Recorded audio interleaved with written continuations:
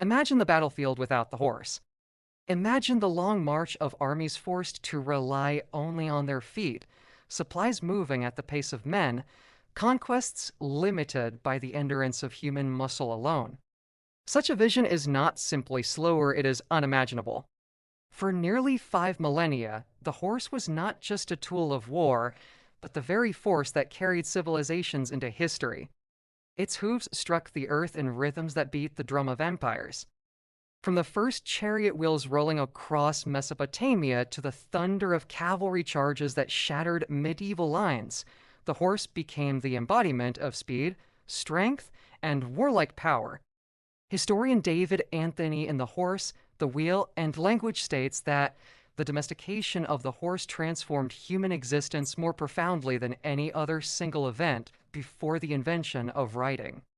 In this story, we will ride alongside warriors, kings, and conquerors to understand how this magnificent creature changed the world. This is not just the history of warfare, it is the history of men who dreamed of glory, and the horses who carried them there. The earliest traces of the horse as partnership with man take us to the windswept steppes of Central Asia. Around 3500 BC, the Botai culture began the first experiments with domestication. Archaeological evidence bits, bridles, and even residues of fermented mare as milk tells us these people did more than tame the horse. They built a new world upon its back.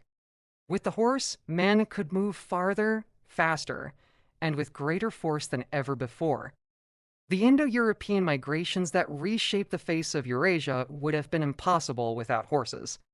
Anthony himself notes that these riders spread languages, ideas, and warlike traditions across continents. The horse, then, was not only the animal of war, but the steed of civilization itself. It was in Mesopotamia and Egypt that the horse made its first thunderous entrance into the chronicles of history. The chariot, drawn by teams of horses, became a weapon of fear and prestige. Pharaohs like Thutmose III and Ramses II are immortalized on temple walls, charging their enemies with reins in hand and arrows flying.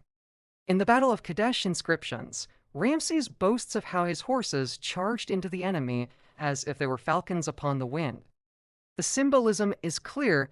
The horse elevated man into a creature of divine power.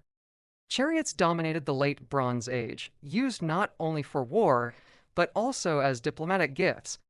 Letters from the Amarna archives reveal kings begging for horses as tokens of power, their value equated with that of gold or precious stones. Historian Richard Gabriel, in the Military History of Ancient Israel, explains that the horse was the tank of antiquity, carrying the might of empires upon its back. Yet, as formidable as the chariot was, it was only the prelude to something greater: the cavalry. To mount a horse and fight from the saddle changed the very grammar of war.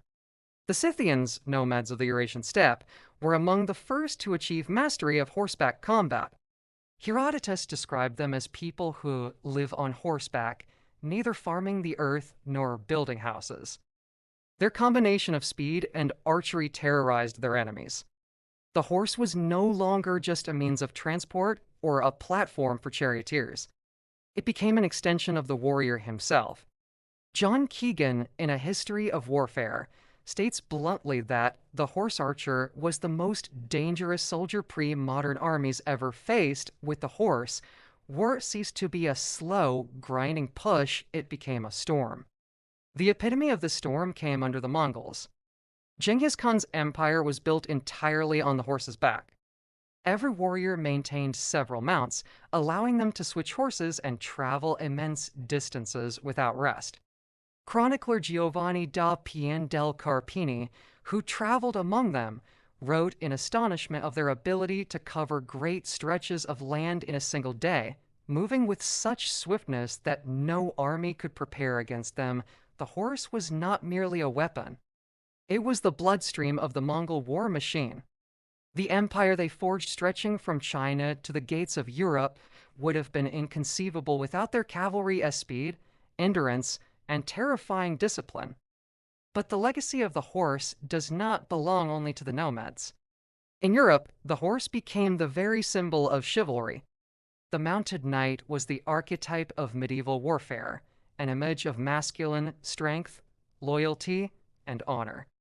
From the Norman charge at Hastings in 1066 to the armored knights of the Crusades, cavalry defined the medieval battlefield.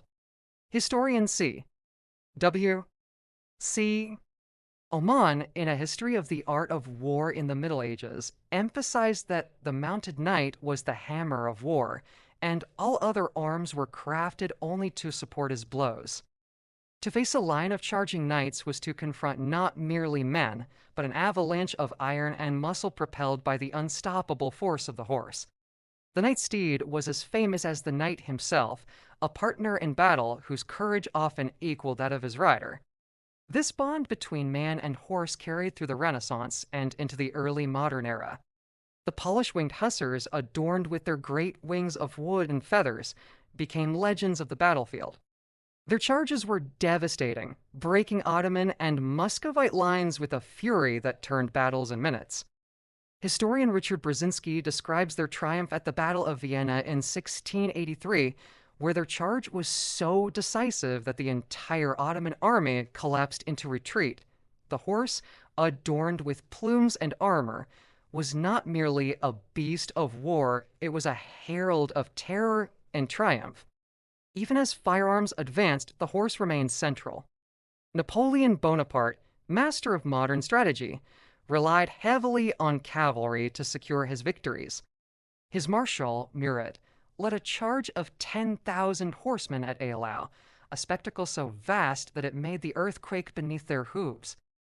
Historian David Chandler notes in the campaigns of Napoleon that this was a moment when cavalry transcended tactics and became pure theater, a hammer blow delivered by men who trusted utterly in their horses to Napoleon. Cavalry was the decisive arm that could transform a battle-esque chaos into victory in a matter of minutes. But the dawn of the modern age cast long shadows over the horse. In the American Civil War, cavalry shifted roles from shock troops to reconnaissance and raiding. J.E.B. Stuart's daring rides around Union armies demonstrated the enduring power of mobility. Shelby Foote, in Civil War, a narrative, called cavalry the eyes and ears of the army, indispensable for commanders who relied on them to navigate the vast landscapes of battle. The horse was adapting, transforming its purpose while never surrendering its central place in the art of war. The First World War brought the ultimate test. At the start, generals still dreamed of glory in cavalry charges.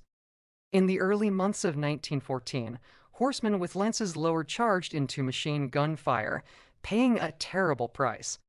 Yet even as shock cavalry became obsolete, the horse remained essential. 8 million animals served in the war, hauling artillery, carrying supplies, and enduring the same terror as men.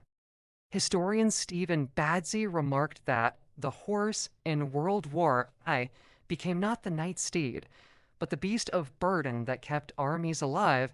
The horse's heroism was quieter, but no less vital, pulling civilization itself through the mud of modern war.